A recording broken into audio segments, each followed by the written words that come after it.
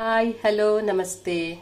ಸ್ವಾದ ರುಚಿ ಚಾನೆಲ್ಗೆ ತಮಗೆಲ್ರಿಗೂ ಸ್ವಾಗತ ಸುಸ್ವಾಗತ. ಈಗ ತಾನೇ ನಮ್ಮ ತೋಟದಿಂದ ಕಿತ್ಕೊಂಡ್ಬಂದಿರೋಂಥ ಫ್ರೆಶ್ ಆಗಿರೋಂಥ ಮಾವಿನಕಾಯಿ. ಈ ಮಾವಿನಕಾಯಿಯಿಂದ ಕಟ್ಟ ಮಿಟ್ಟ ಚಟ್ನಿ ಹೇಗೆ ಮಾಡೋದು ಅಂತ ತೋರಿಸ್ತೀನಿ, ಬನ್ನಿ ನೋಡೋಣ. ಮಾವಿನಕಾಯಿನೆಲ್ಲ ಚೆನ್ನಾಗಿ ಫಸ್ಟು ತೊಳ್ಕೊಬೇಕಾಗುತ್ತೆ. ಇದರಲ್ಲಿ ಹಸಿರು ಇರುತ್ತೆ ಅಲ್ಲ, ಸೊ ಅವೆಲ್ಲ ಹೋಗಬೇಕು. ಪೂರ್ತಿ ಮಾವಿನಕಾಯಿನೂ ತೊಳ್ಕೊಂಡು ಈ ಥರ ಇಟ್ಕೊತೀನಿ ನಾನು. ಫಸ್ಟು ಹೀಗೆ ಮಾವಿನಕಾಯಿ ಎಲ್ಲ ತೊಳ್ಕೊಂಡಿದ್ದೀನಿ. ಇದನ್ನೇನು ಮಾಡಬೇಕೀಗ ಅಂದರೆ ಚೆನ್ನಾಗಿ ಒರೆಸಿ ಇಟ್ಕೋಬೇಕು. ಇದರೊಳಗೆ ಸ್ವಲ್ಪನೂ ನೀರಿನ ಅಂಶ ಇರಬಾರ್ದು. ಯಾಕಂದರೆ ಈ ಚಟ್ನಿನ ನಾವು ತುಂಬ ದಿನ ಇಡೋದ್ರಿಂದ ನೀರಿನ ಅಂಶ ಇಟ್ಟರೆ ಬಹಳ ಬೇಗ ಕೆಟ್ಟೋಗುತ್ತೆ. ಹಾಗಾಗಿ ಮಾವಿನಕಾಯಿನೆಲ್ಲ ಚೆನ್ನಾಗಿ ಒರೆಸಿ ಎತ್ತಿಟ್ಕೋಬೇಕಾಗುತ್ತೆ. ಹೀಗೆ ಕ್ಲೀನಾಗಿ ಒರೆಸಿ ಎತ್ತಿಟ್ಕೊಂಡಿದ್ದೀನಿ. ಇವಾಗ ಇದ್ರದ್ದೆಲ್ಲ ಸಿಪ್ಪೆ ತೆಗಿಬೇಕಾಗುತ್ತೆ. ಈಗ ಸ್ವಲ್ಪನೂ ಇದರಲ್ಲಿ ನೀರಿನ ಅಂಶ ಇಲ್ಲ. ಈ ಥರ ಇದು ತೊಟ್ಟೆಲ್ಲ ತೆಗೆದ್ಬಿಟ್ಟು ಸಿಪ್ಪೆ ತೆಗಿಬೇಕು. ಸಿಪ್ಪೆ ತೆಗೋಬೇಕಾಗುತ್ತೆ.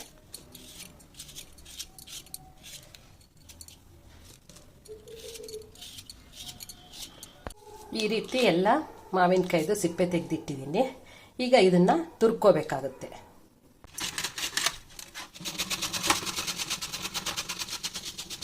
ಈ ರೀತಿ ತುರಿದಿಟ್ಕೊಂಡಿದ್ದೀನಿ. ಕಟ್ಟಾಮಿಠ ಚಟ್ನಿಗೆ 1 ಕಪ್ಪು ನಾನು ಮಾವಿನಕಾಯಿ ತುರಿ ತೊಗೊಂಡಿದ್ದೀನಿ. 1/4 ಕಪ್ಪು ಬೆಲ್ಲದ ಪುಡಿ, 4ರಿಂದ 5 ಮೆಣಸಿನ್ಕಾಯಿ, 1/4 ಚಮಚ ಮೆಂತ್ಯೆ, 1 ಚಮಚ ಕಲಾಂಜಿ ಅಂದರೆ ಕಪ್ಪು ಜೀರಿಗೆ, ಮತ್ತು 1 ಚಮಚ ಬಿಳಿ ಜೀರಿಗೆ, 1 ಚಮಚ ಸೋಂಪು, ಅರ್ಧ ಚಮಚ ಉಪ್ಪು. ಇದಿಷ್ಟನ್ನು ನಾವು ಇವಾಗ ಡ್ರೈ ರೋಸ್ಟ್ ಮಾಡಿಕೊಂಡು ಪೌಡ್ರ್ ಮಾಡ್ಕೋಬೇಕು. ಇಷ್ಟನ್ನು ಇವಾಗ ನಾನು ಡ್ರೈ ರೋಸ್ಟ್ ಮಾಡ್ತೀನಿ. ಜೀರಿಗೆ 1 ಚಮಚ, ಕಪ್ಪು ಜೀರಿಗೆ 1 ಚಮಚ, ಸೋಂಪು 1 ಚಮಚ, ಮೆಂತ್ಯ 1/4 ಚಮಚ, ಮತ್ತು 4ರಿಂದ 5 ಒಣಮೆಣಸಿನ್ಕಾಯಿ. ಇದು ನಮ್ಮ ಟೇಸ್ಟಿಗೆ ಹೇಗೆ ಬೇಕೋ ಹಾಗೆ ಹಾಕ್ಕೋಬೋದು. ಇದನ್ನೇನು ಮಾಡಬೇಕು, ಇವಾಗ ಡ್ರೈ ರೋಸ್ಟ್ ಮಾಡ್ಕೋಬೇಕು. ಈ ಥರ ಡ್ರೈ ರೋಸ್ಟ್ ಆಗಿ ಗಮ್ಮಂತ ವಾಸನೆ ಬರಬೇಕು. ತಣ್ಣಗೆ ಆರಿದ ಮೇಲೆ ಇದನ್ನು ತರಿ ಆಗಾದರೂ ಪೌಡ್ರ್ ಮಾಡ್ಬೋದು, ಇಲ್ಲ ನೈಸಿಗಾದರೂ ಮಾಡಿ ಇಟ್ಕೋಬೇಕು. ಈ ಬಾಣಲೆಗೇನೆ ನಾವು 1 ಕಪ್ಪು ಮಾವಿನಕಾಯಿ ತುರಿ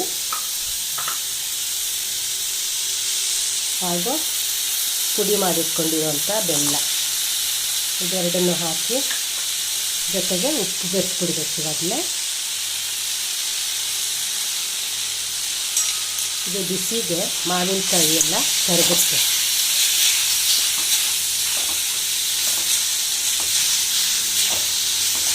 ಬೆಲ್ಲದ ಜೊತೆ ಮಾವಿನಕಾಯಿ ಕರಗಿ ನೀರಾಗುತ್ತೆ. ಆವಾಗ ನಾವು ಏನು ಮಾಡಬೇಕು, ಮಾಡಿ ಇಟ್ಕೊಂಡಿರೋವಂಥ ಪುಡಿನ ಬೆರೆಸಬೇಕು. ನೋಡಿ, ಬೆಲ್ಲ ಎಲ್ಲ ಕರಗಿ ಮಾವಿನಕಾಯಿ ಜೊತೆ ಬೆರ್ತಿದೆ. ಈ ಥರ ಪೌಡ್ರು ಮಾಡಿದ್ದೀನಿ. ಇವಾಗ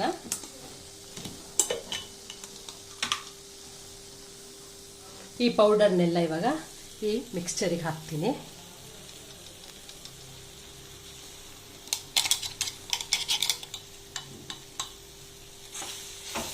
ಇದಕ್ಕೆ ಉಪ್ಪು ಬೇಕಾ ಅಂತಂದರೆ ನೀವು ಟೇಸ್ಟ್ ಮಾಡಿಬಿಟ್ಟು ಸ್ವಲ್ಪ ಉಪ್ಪು ಬೇಕಾದರೆ ಬೆರೆಸ್ಕೋಬೋದಾಗುತ್ತೆ. ಖಾರನೂ ಅಷ್ಟೇ, ಇದೆಲ್ಲ ನಿಮ್ಮ ಟೇಸ್ಟ್ ಅನುಸಾರವಾಗಿ ಮಾಡ್ಕೋಬೇಕು. ನಾನು ಇದಕ್ಕೆ ಬೆಲ್ಲನೇ ಬಳಸಿದ್ದೀನಿ. ಆದಷ್ಟು ನಾನು ಸಕ್ಕರೆ ಜಾಸ್ತಿ ಉಪಯೋಗಿಸಲ್ಲ.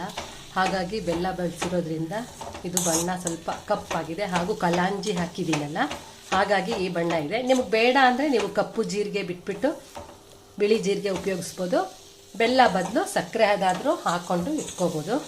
ಇದು ತಣ್ಣಗಾಗಿದ ತಕ್ಷಣ ನೀವು ಯಾವುದಾದ್ರೂ ಜಾರಿಗೆ ತುಂಬಿಟ್ಕೋಬೇಕು. ಇದಂತೂ ಕಾಂಬಿನೇಷನ್ ಯಾವುದು ಅಂತಂದರೆ ಪರೋಟ ಜೊತೆ ತುಂಬ ಚೆನ್ನಾಗಿ ಹೊಂದ್ಕೊಳ್ಳುತ್ತೆ. ಮತ್ತು ಬ್ರೆಡ್ಡಿಗೂ ಅಷ್ಟೇ ಇದನ್ನು ಹಚ್ಕೊಂಡು ತಿಂದರೆ ತುಂಬ ಚೆನ್ನಾಗಿರುತ್ತೆ. ನೀವು ಎಲ್ಲ ಟ್ರೈ ಮಾಡಿ ಹೇಗಿದೆ ಅಂತ ನಂಗೆ ಹೇಳಿ. ಇದು ನೋಡೋಕ್ಕೆ ತುಂಬ ಡಾರ್ಕಾಗಿ ಕಾಣಿಸುತ್ತೆ. ನನಗೆ ಇದು ಮೇಲಿಂದ ಸ್ವಲ್ಪ ನಾನು ಸೋಂಪು ಕಾಳು ಹಾಕ್ಕೊತೀನಿ. ನನಗೆ ತುಂಬ ಇಷ್ಟ ಈ ಥರ ಪರೋಟ ಜೊತೆ ತಿನ್ನೋವಾಗ ಸೋಂಪು ಕಾಳು ಸಿಕ್ಕಿದ್ರೆ, ಹಾಗಾಗಿ ನಾನು ಬೆರೆಸ್ತಾ ಇದ್ದೀನಿ ಸೋಂಪು ಕಾಳು. ನಿಮಗೂ ಇಷ್ಟ ಇದ್ದರೆ ಬೇಕಾದರೆ ಎಕ್ಸ್ಟ್ರಾ ಸೋಂಪು ಕಾಳನ್ನ ಆ್ಯಡ್ ಮಾಡ್ಕೋಬೋದು, ಬೇಡ ಅಂದರೆ ಸ್ಕಿಪ್ ಮಾಡ್ಕೋಬೋದು. ಈಗ ಇದು ಪೂರ್ತಿ ಆರಿ ತಣ್ಣಗಾಗಿದೆ. ಇದನ್ನೇನು ಮಾಡ್ತೀನಿ, ನಾನು ಈ ಜಾರಿಗೆ ಶಿಫ್ಟ್ ಮಾಡ್ತೀನಿ. ಹೀಗೆ ಒಂದು ಜಾರಿಗೆ ಹಾಕಿಬಿಟ್ಟು ನೀವು ಏರ್ ಟೈಟ್ ಬಾಟ್ಲಲ್ಲಿ ಹಾಕಿ ಇಟ್ಕೊಂಡ್ರೆ ನೀವು ಎಷ್ಟು ದಿನ ಬೇಕಾದರೂ ಇಟ್ಕೋಬೋದು. ಆದರೆ ಫ್ರಿಡ್ಜಲ್ಲಿ ಇಡಬೇಕಾಗುತ್ತೆ. ಸೊ ನಿಮಗೆ ಅವಶ್ಯಕತೆ ಇದ್ದಾಗೆಲ್ಲ ಇದನ್ನು ಉಪಯೋಗಿಸ್ಕೋಬೋದು. ಸುಮಾರು 1-1.5 ಮ್ಯಾಕ್ಸಿಮಮ್ 2 ಮಂತ್ಸ್ ಆದರೂ ನೀವು ಎತ್ತಿಟ್ಕೊಂಡು ಇದನ್ನು ತಿನ್ಬೋದು. Thank you.